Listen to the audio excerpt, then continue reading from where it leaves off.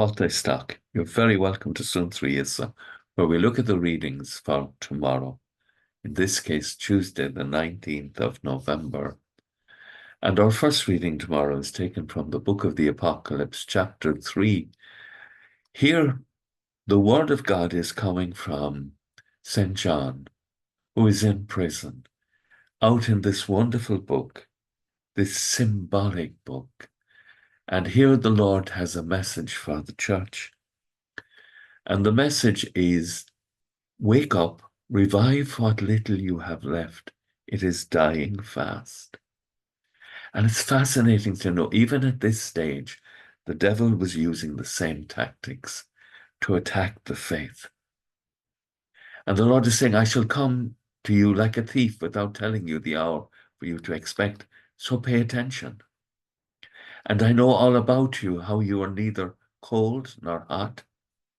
I wish that you were one or the other, but since you are neither, and only lukewarm, the original translation, I will vomit you out of my mouth.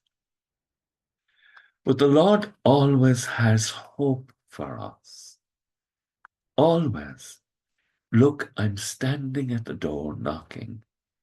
If any one of you hears me calling to you, and you open the door of your heart, I will come in to share a meal with you side by side.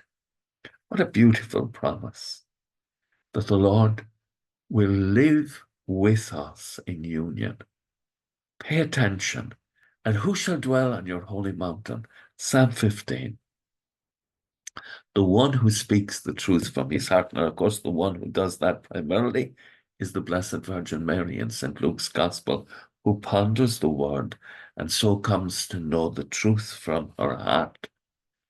And then chapter 19 of St. Luke's Gospel, the story of Zacchaeus, the man who is in danger of losing his salvation, but recognizes that and calls out to Jesus and promises Christ, look, sir, I'm going to give half my property to the poor.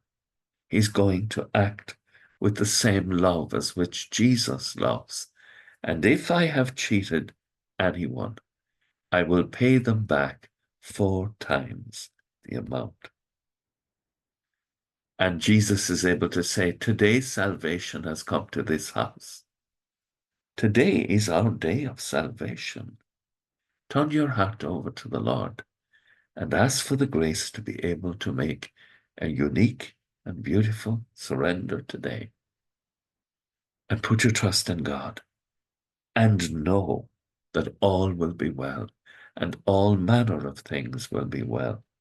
Stop worrying. With thoughts such as these, let us go to our beds and let us pray that we shall indeed awaken in the morning with the praise of God on our heart and on our lips.